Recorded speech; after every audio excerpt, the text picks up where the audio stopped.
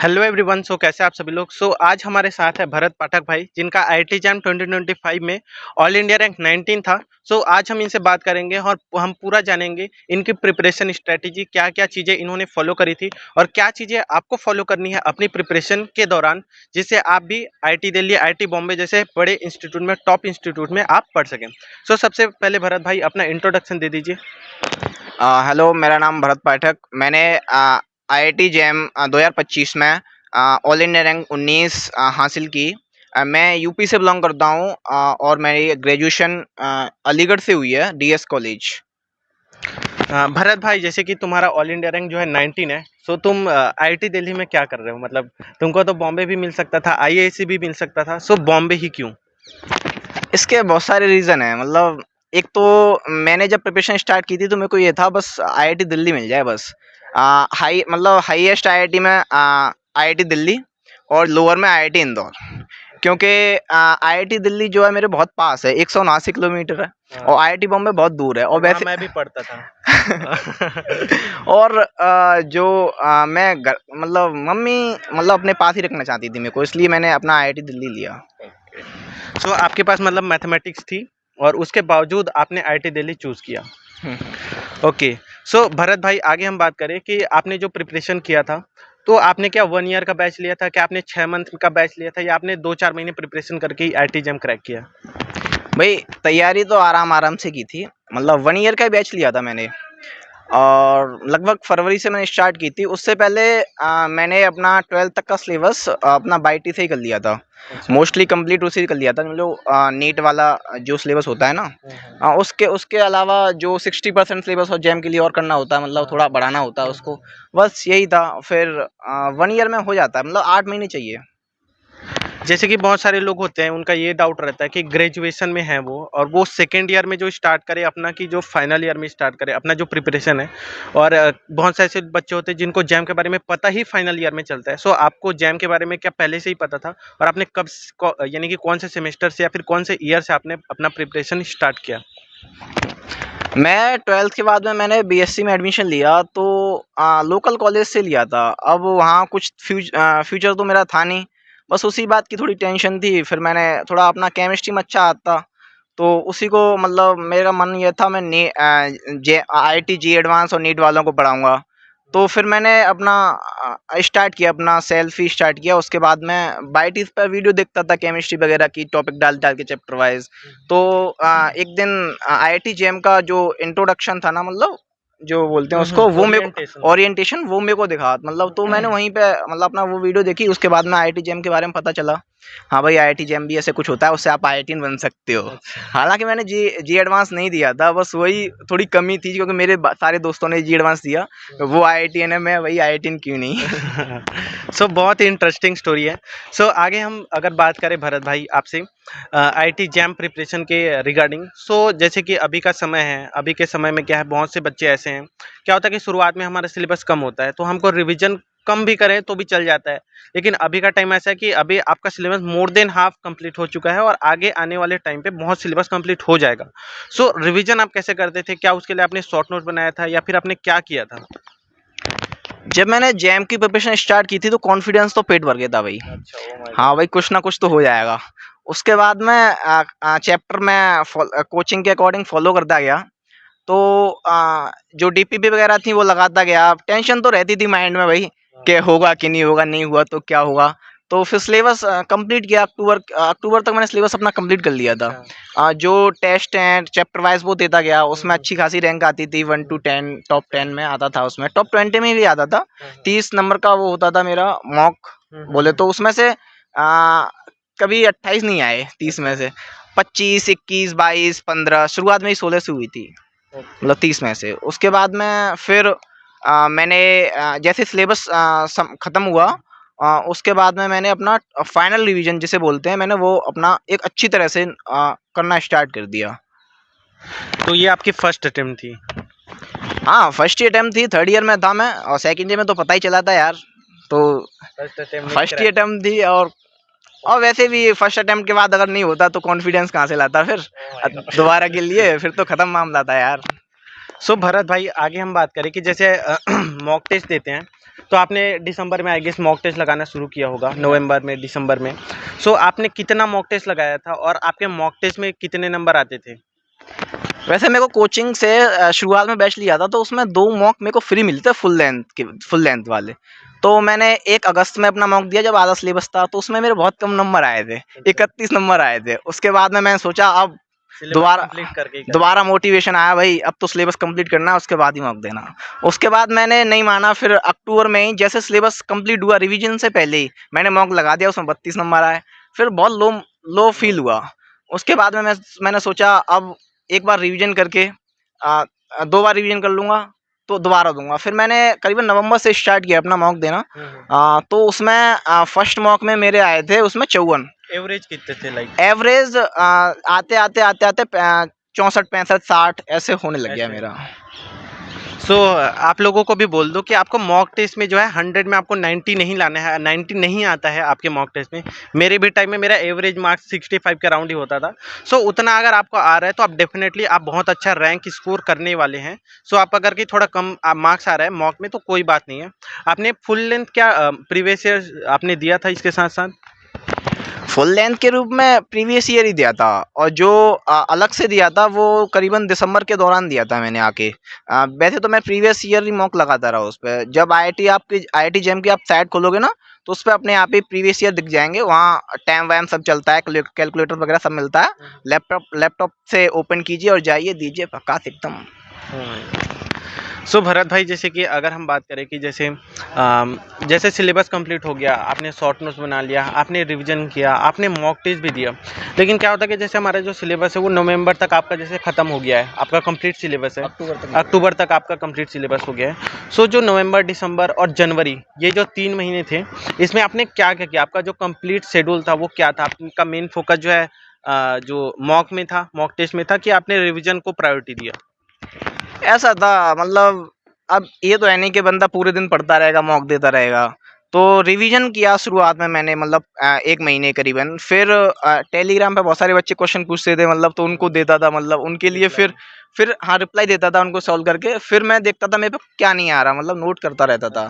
फिर मॉक तो जैसे मैंने बताया सिलेबस कंप्लीट हो चुका था, तो उसके बाद में रिवीजन करना था, मॉक देना था अपना, और जो सिली मिस्टेक्स है ना उनको सुधारना था। मैं क्या करता था, जब प्रैक्टिस टेस्ट देता था ना, तो करीबन मैंने 32-33 चैप्टर हैं अपने जैम में टोटल सिलेबस में, तो 32-33 मॉक हो गए उसके मिला के, मतलब चैप्टर वाइज बोले तो ईमानदारी से दो तो उनमें सिली मिस्टेक ये होती थी, जैसे आंसर आ रहा है मेरा बी, अब गलती से जल्दबाजी में दब गया सी, तो वही गलती हो जाती थी। यही गलती मेरी मॉक में भी होने लग गई। तो मैंने उसको जब जैम का पेपर दिया था ना, तो मतलब फूक फूक के, मतलब हाँ बी ऑप्शन आ रहा है तो बी दबाना है। हाँ ऐसे ऐसे मैंने किया। हाँ ऐसे ऐसे मैंने किया। और जैसे कि ये होता है कि जैसे आपने प्रीवियस ईयर आपने प्रैक्टिस किया, तो प्रीवियस ईयर का कितना रिलेवेंस होता है आपके जैम एग्जामिनेशन में? क्या प्रीवियस ईयर से डायरेक्ट क्वेश्चन आते हैं या रिलेटेड क्वेश्चन आते हैं? प्रीवियस ईयर एक बात से बोले तो पेशेंस देता है मैं क्वेश्चंस को सॉल्व करने के लिए। मैं प्रीवियस ईयर जब लगा था, सबसे पहले मैंने 2015 से स्टार्ट किया। फर्स्ट मेरा प्रीवियस ईयर था 2015। तो मैंने 2025 से अपना मॉक देना स्टार्ट, सॉरी 2015 से मैंने अपना मॉक प्रीवियस ईयर स्टार्ट किया था। तो मैं प्रीवियस ईयर देता, फिर उसमें मेरे नंबर आते 50, 54, 58, 60, 63 ऐसे नंबर आते। तो मैं पर्टिकुलर उस पर वेबसाइट पर जाके वो देखता था, जैम रैंक देखता था, मतलब इतने नंबर पे कितनी कितनी रैंक आई है, मैं कहाँ खड़ा हूँ उसके अकॉर्डिंग। जैसे 2015 में मतलब 63 पे आ गई, 15वीं रैंक या 20वीं रैंक या फिर आ गई, कोई भी आ गई, तो मैं बहुत खुश होता था, भाई आईआईटी दिल्ली सिक्योर है भाई। हाँ ऐसे ही 16 का दिया, 17 का, मतलब ऐसे ही देता गया। करीबन मैंने 6-7 प्रीवियस ये दिए थे। जो 2021 वाला था उसमें थोड़ा डाउन हो गया, उसमें भाई बहुत कम नंबर आए थे मेरे, बहुत टफ था। हाँ वो था। और जैसे कि ये होता है कि आपने जैसे प्रीवियस ईयर दिया, सो आपको क्या जो आंसर मैच करने के लिए आंसर की आप जैसे डाउनलोड करते तो क्या आप वैसे ही करते थे या फिर कोई बुक था आपके पास? अरे वो तो कोचिंग वाले प्रोवाइड करा देते थे ना, वही अपना प्रीवियस लेके आते थे। हाँ भाई इसको लो सॉल्व करो, लैब चलता था, उसमें रैंक आती थी, तुम्हारी इतनी रैंक आई है, रैंक देख के मन खुश होता था अपना। हाँ भाई थोड़ा मोटिवेशन मिलता था कि इतना हो गया। करीबन 25 मॉक थे मेरे उसमें, 15 प्रीवियस नहीं 10 प्रीवियस ईयर थे और 15 अलग से मॉक थे। जो मॉक वैसे थे उसमें 15 मॉक में बहुत सारे क्वेश्चन रिपीट किए हुए थे, तो उससे कॉन्फिडेंस मिलता था, उसमें नंबर ज़्यादा आ रहे हैं। किसी किसी मॉक में मेरे 78 क्योंकि रिपीट किए हुए थे। लास्ट में मैंने मॉक जो दिया था वो करीबन 20 जनवरी को दिया था, तो उसमें मेरे 78 मार्क्स आए थे, उससे कॉन्फिडेंस फुल हो गया भाई। उसके बाद में तो फिर अपना धीमा धीमा कर दिया, मतलब 21 से 30 तक, मतलब 2 तारीख को पेपर था मेरा फरवरी को, 21 तारीख से मतलब 30 तारीख के जनवरी के में एग्ज़ाम था अपना सेमेस्टर का, तो कुछ ज़्यादा पढ़ा नहीं। फिर 30 और 31 में 2-3 दिन में अपना सिलेबस मतलब नोट्स का रिवीजन कर दिया और पेपर देने गए। पेपर में तो तोते उड़ गए थे यार, मतलब वो ये लग रहा था जैसे मैंने देने गया तो पहले से मतलब पहला मेरा जो ऐसा था, मतलब शुरुआत से क्वेश्चन इजी थे बहुत, ठीक है। तो 1 से 40 तक क्वेश्चन तो बहुत अच्छे इजी थे, तो मेरे को ये लग रहा था यार मैंने सॉल्व कर लिए तो भाई सब बच्चों ने कर लिए होंगे, इस बार कट ऑफ तो बहुत हाई जाएगी। उसके बाद 40 से 60 वाले जो क्वेश्चन थे थोड़े टफ थे, उसमें से मेरे 10 ही सही गए थे, 10 गलत गए थे। हाँ, तो मेरे को ये टेंशन थी यार अब सिलेक्शन नहीं होगा, बहुत टेंशन में एग्जाम हॉल से निकला मैंने, फिर चाय पी अब एक, फिर उसके बाद बस में बैठा, पसीना आ रहा भाई। इधर कोचिंग वाले सॉल्व कराने के लिए आगे लैब में, भाई पेपर चेक कर लो कौन कौन क्या क्या करके आया है। भाई हिम्मत नहीं हुई यहाँ पे, मैम को मैंने नमस्ते बोला, मैम बोली कैसा हुआ, मैम अच्छा ही हुआ। फिर धीरे धीरे आंसर की आई, तो उसके अकॉर्डिंग देखा जो टीचर्स थे बाईटी पे, उन्होंने अपना अनुमान लगा के बताया इतने इतने पे इतनी रैंक आ सकती है, इतने पे इतनी रैंक आ सकती है। पेपर टफ था, moderate to tough, tough to moderate, कोई कैसा बता रहा कोई कैसा बता रहा। उसमें मैथ के क्वेश्चन जो थे, इस बार मैथ भी आया था हमारे 2024 में, आपके मैथ नहीं आया था। तो मैथ में ये था, मैंने कि 1-2 क्वेश्चन आएगा मैथ में, तो उसका तो अपना हो ही जाएगा आराम से। और 1-2 क्वेश्चन नहीं आया भाई, उसमें 10-12 नंबर का आया। उसमें उससे देख के यार थोड़ा दिल टूट गया। दिल फेफड़े सब टूट गए। सो इनका जो ये था हाल, इनका स्टोरी हम लोगों ने सुना। आखिर में कोई 5 चीज़ आप बता दो कि ये चीज़ इनको फॉलो करनी चाहिए, जो मैं अपने हर वीडियो में बोलता रहता हूँ कि आप ये चीज़ करो और ये चीज़ ना करो, ताकि आपका जो IIT JAM का प्रिपरेशन हो बहुत अच्छा हो सके। सबसे पहले तो अपना सिलेबस कंप्लीट करो यार। जो जैसे आपने कोई बैच लिया होगा, ज़्यादा सब बच्चे बैच ही लेते हैं, कोई बिना बैच के नहीं रहता है, ठीक है। सबको लगता है भाई हमें जाना है। फर्स्ट अटेम्प्ट वाले होते हैं वो फर्स्ट अटेम्प्ट वाले तो बैच ही लेते हैं, सेकंड अटेम्प्ट वाले बिना बैच के भी पढ़ लेते हैं। हाँ, ऐसा होता है। तो आप जो बैच ले रहे हो तो वहाँ टीचर्स जो भी कहें उसको फॉलो करते रहो हमेशा। दूसरी बात, हमेशा एक ही इंस्टीट्यूट को फॉलो करो, कोचिंग को फॉलो करो, जिससे कि आपके मन में भ्रम पैदा ना हो।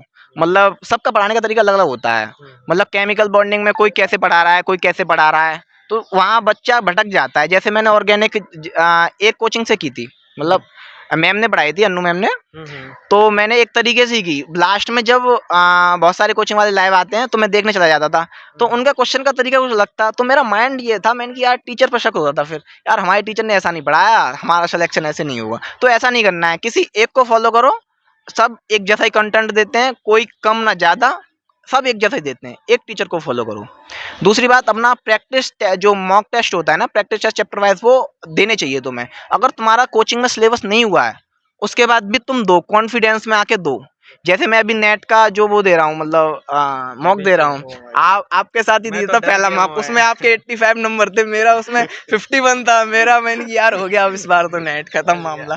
हाँ, तो ऐसे ही आप सिलेबस, हालांकि मैंने एक भी वो किया नहीं है अभी तक लेक्चर वगैरह। मेरी तुम खबर रख रहे हो है? वो रख नहीं रहा, मैं तो उसमें वो देख रहा था 1 to 10 किसका आया है, तो उसमें सबसे पहले आपका ही नाम देखा उसमें। उसमें यार डर लग गया बहुत। तो आप अपना मॉक देते रहिए, मतलब अच्छे से। जो सिली मिस्टेक्स हैं, वो सिली मिस्टेक्स क्या होती है, कैलकुलेशन होगी आपकी, दूसरी ये वो उसमें ऑप्शन दब जाता है गलत, 2 ही सिली मिस्टेक होती है, एक कैलकुलेशन, एक ऑप्शन, आंसर ये आ रहा है आपने ये चूज कर दिया। तीसरी बात, आपके क्वेश्चन समझ में नहीं आया, पढ़ोगे तो क्वेश्चन समझ में आएगा, नहीं पढ़ोगे तो कुछ नहीं आएगा। एक चौथी बात, जैसे होता है ना, बहुत सारे बच्चों ने मतलब अपना सिलेबस पूरा कर लिया, कोई ऐसा होता है जिसने 60% किया और पेपर आया 60% से, उसकी तो बल्ले बल्ले हो ही जानी है। वो अपना पहला वाला यही था। वो अपना लक पे डिपेंड करता है भाई। ऐसे मैंने अभी IIT दिल्ली में बहुत सारे बच्चों से मिला, उनका भी यही था, बोले कि यार प्रिपरेशन कुछ थी नहीं, मैंने मॉक दिया था, उसमें मेरे 21 नंबर आए थे पहले मॉक में, वही पहला मॉक था, वही लास्ट मॉक था। जब मैंने जैम का पेपर दिया उसमें भाई 60 नंबर आए, ऐसे खिंच गया भाई, ऑल इंडिया रैंक 96 थी। मैंने वाह, बट पेपर जो आता था उसी में से फंस गया। और ये लक होता है अपना। खैर लक तो मैं नहीं बोलूँगा आप लोगों को, ये एक मिथ होता है। जैसे कि कोई बच्चे आते हैं, जैसे कि मैं भी अगर बोलूँ, मैंने जब नीट एग्ज़ाम दिया था, तो उसमें ढाई 3 महीने पढ़ के मेरा रैंक अच्छा आ गया था, अंडर 50 आ गया था। लेकिन मैंने उसके पहले मेहनत करी थी।